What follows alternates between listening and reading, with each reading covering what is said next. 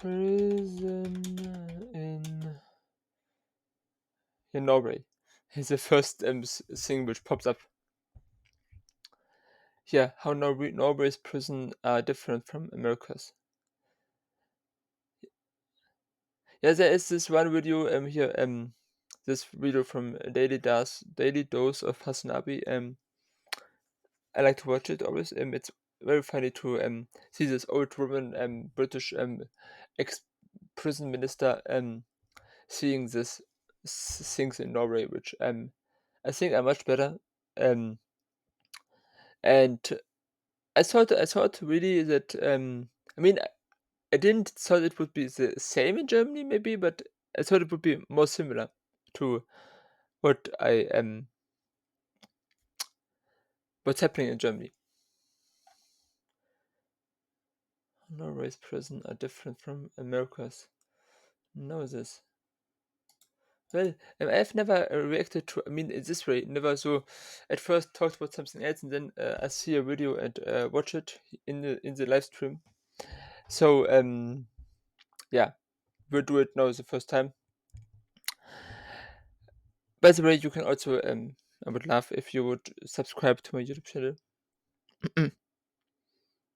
Faceless guy. I also tried to call myself on Twitch Faceless guy, but the name was already used, so I called myself guy without a face. So now I will watch this video. Maybe I will have a part of this thing also then on YouTube as a video. Let's do it.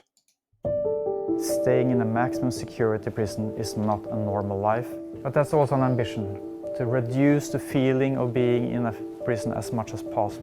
And in here? That's what I really like about the prisons, that they are really trying to. I mean, I think, and someone else I watched already also said this, that the main punishment is that the freedom is taken away from you. So that you are forced to be there and can't go to be with your relatives. You are taken out of your kind of community, out of your family, away from people you like.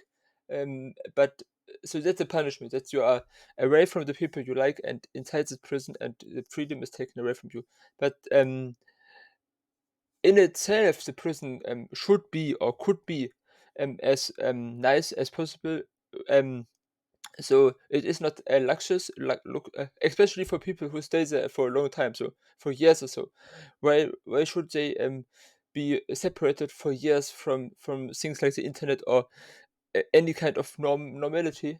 When they come out, then it's just more likely that they become do something criminal again. You have my cell. So I have DVD and movies from there. The basic question that we ask ourselves in Norway: what kind of neighbor do we really want?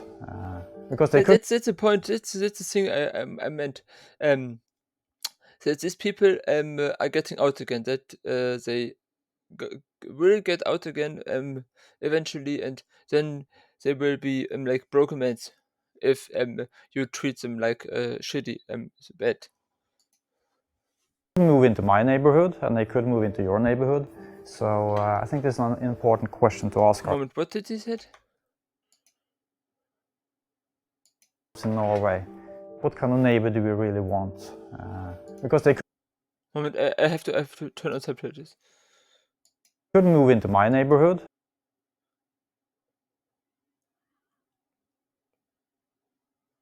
They couldn't. Wouldn't this mean that? I mean, they cannot. But I thought that they, theoretically they could move then into my neighborhood and in your neighborhood also. And that's why we want to make them to be as normal as possible. But then I don't understand why he say couldn't. Also, maybe I'm just not good enough in English. But I thought that the idea is that theoretical after that they could move into my neighborhood or into your neighborhood, and that's why we want to make them, or that's why we have it should be a goal to make them as much normal as possible, so we can later, if they would move in our neighborhood, get along. And they could move into your neighborhood. So I think this is an important question to ask ourselves, really. That should have an influence on how we work inside prisons. As the words like I already knew this. I made a whole video about this. A reaction, of course.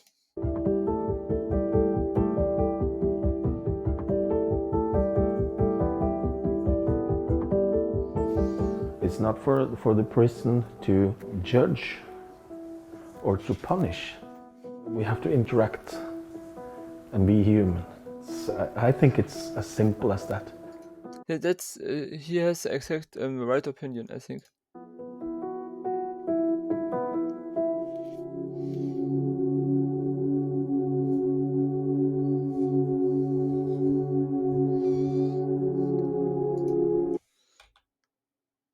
In response to riots, high recidivism.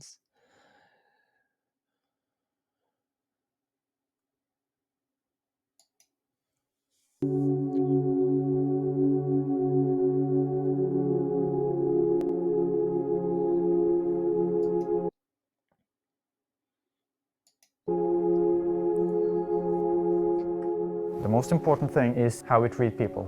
This is the 4 key to remember. The principle of normality, the focus that we have in Norway on humanity inside prisons, what we call dynamic security, and the emphasis that we put on reintegration into society.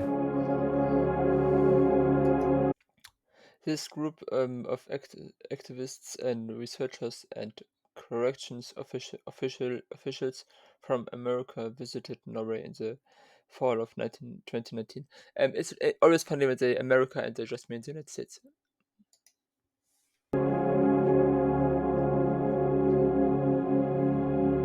I would say the main goal of the trip is for inspiration to go bold back in the United States. But there's much more than just the prison system for this.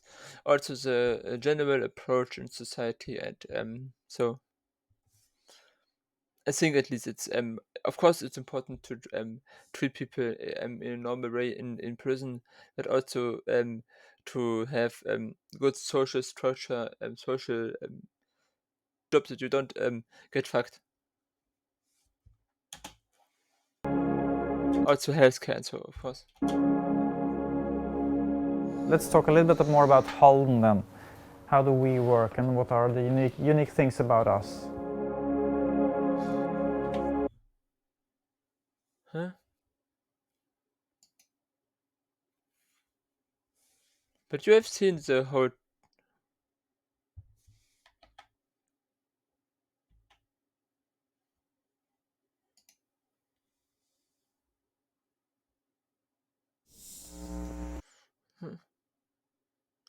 No?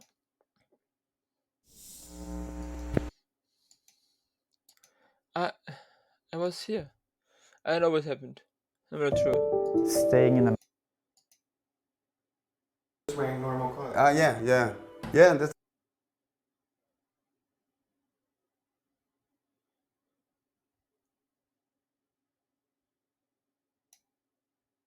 How do we work and what are the unique things about us? I know what happened a moment ago. I'm not sure.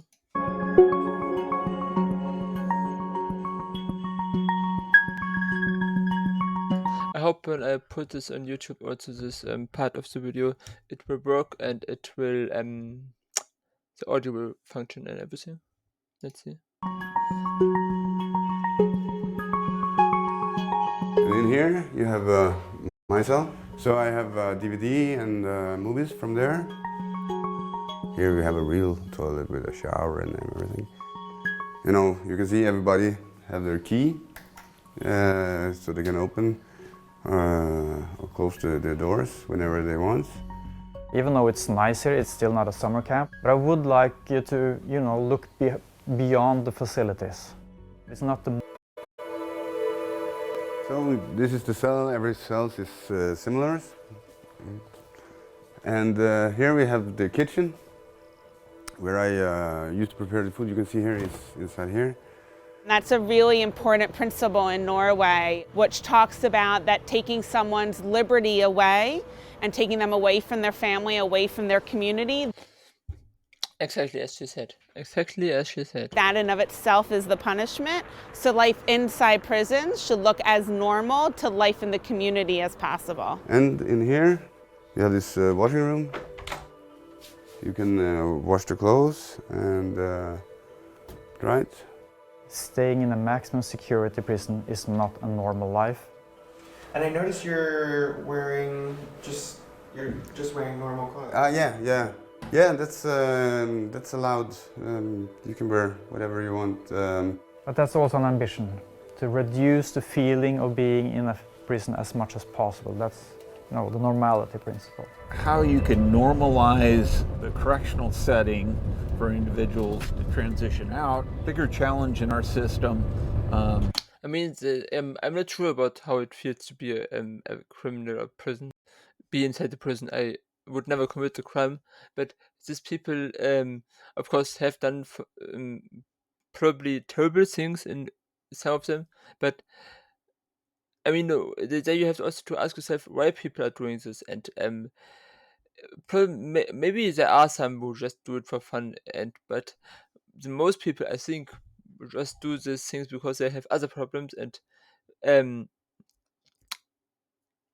in this circumstances, it's also easier to help people with their problems than when you treat them like as scenes I have seen in American prison, which of course is not normal. That I mean, maybe it is normal that prison officers in the United States beats criminals and so, but um, um, I'm not sure, but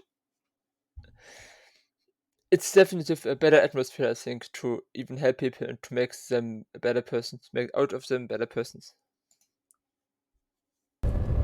But definitely something to think about. The commissary, the stores, where an individual actually gets to go to a real store and pick out commissary items. I think that's a good adds to the normalization.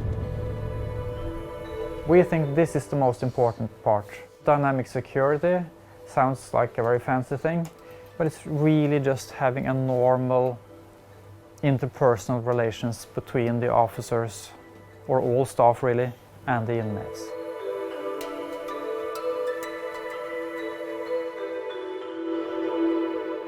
Every inmate has a primary contact officer, and every officer had to have 2 or 3 inmates that he is the contact officer. This reminds me on to school times when we also had this special person. I mean, a group of children students had a special kind of teacher or something like this to talk to if they have problems. But here's of course it's different. But the basic idea is similar, maybe. 4. That was the ambition, from guard to also be a social worker.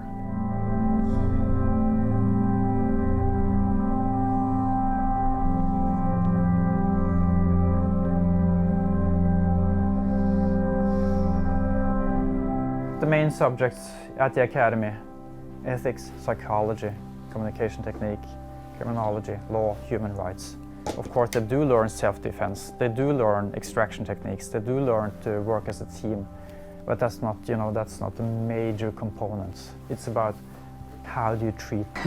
I once had a police woman talking to me, and I mean, I was in a school, and they came there to just present their job profession, to tell us how it is to be in the police and so on. So introducing us to the police job and giving us a possibility, or to maybe even ask some questions, because some of us maybe wanted to become policemen or women later. And she was wearing, of course, what means of course, that's the point what I'm talking about, a gun. And I asked her, why does she do this? Why do you wear a gun? And she said that she has to have to do this. It's a protocol, and I think that's stupid to, as a policeman or woman, wear a gun when it is not absolutely necessary. I mean, even especially if you go to a school class. So, if you go to a school class, you should not wear a gun. And what kind of behavior is this? It's weird. It's of course I don't. It's nothing against this specific policewoman. Of course not. It's protocol. She has to do this, but um. I'm not sure if she wants this or so, but she has to do it anyway, so it's not against her, but it's just weird, and I think it's wrong. Um, and yeah, also, you should. I think a police person should also not wear guns when they make just a traffic stop or so. It's not necessary in the most cases, I think. So, I think the most situations they could handle easily also without guns in Germany, in the United Kingdom, and in the United States. My family always think that I just play games because that's why I like very much to play games. So I often play cards and stuff with inmates. I know in some states it's forbidden and will have consequences for you if you interact with inmates as a staff member. Quite the opposite here. We expect. With states, I think he means also the states in the United States, like Florida, Alabama, Tennessee, and so on.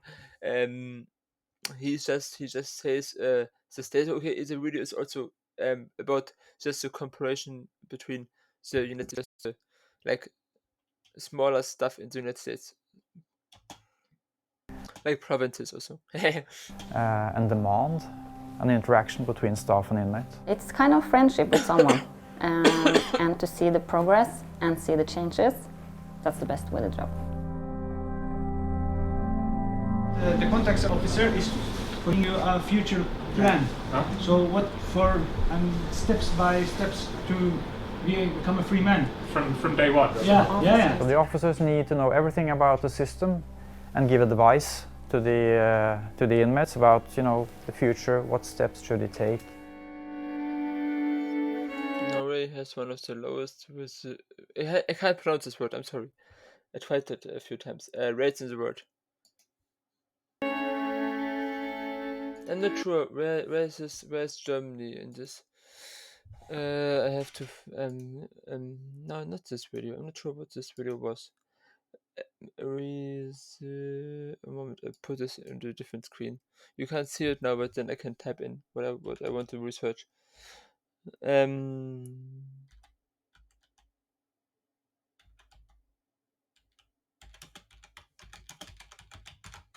Let's see if I find something interesting for you guys.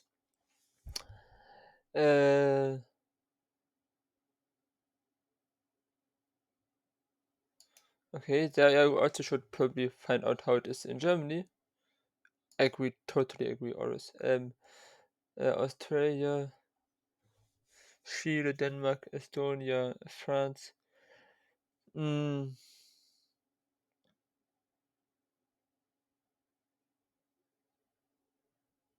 see here Germany, after 3 years, 48%. 46. So in France it is even 60% after 6 years. How was it in Finland? It's 36. In Norway, Israel 41, Italy, Latvia, New Zealand 52%, Norway 20%. That's impressive. What did they say here in the video? They didn't say a number. That's interesting. Let's take a look on some more countries.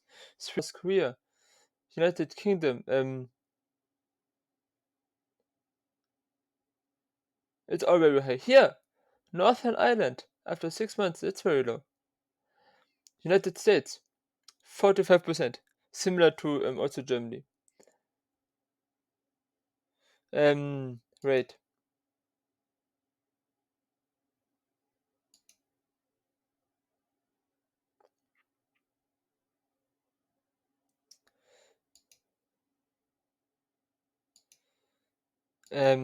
So here we have or after just 6 months or so, it's very low in the United States. How to take a look at some countries.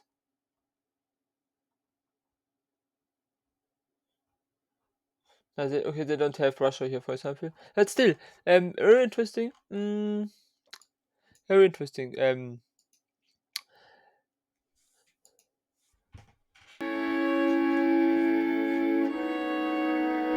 Photos of my daughter, big love of my life. I've been here for 1.5 years, but I was transferred from a prison in Brazil. That's also interesting. I mean, probably you guys don't know, but why was he transferred from Brazil to Norway? I mean, it's good for him, I guess, because what he will say now about the Brazil, but still, why? Compare that to come from hell to heaven. So it's a big difference. The guards, first of all. In Brazil, the guards are more you feel bad and weakness, the more they feel good. Here you have the guards, you know, they was very kind to me when I came. They are still very kind. We can speak, you know, they treat me as a human being. In Brazil, you get treated like an animal. I've been working here since. That's probably also why. I mean, I have not seen it if it is this case, but I would imagine that if the guards in Brazil treat the prisoners that bad, that also there are more criminals. Mm. The opening in 2010, and I've been working other prisons before that also.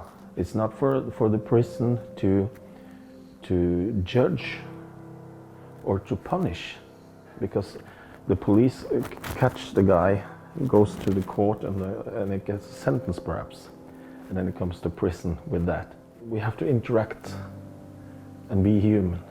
That's important, I think. I mean, it's not for the prison guard to punish you. The punishment was spoken out or was declared from the court, and then he's just serving his time there. So I think he was saying that something very important. I think it's as simple as that.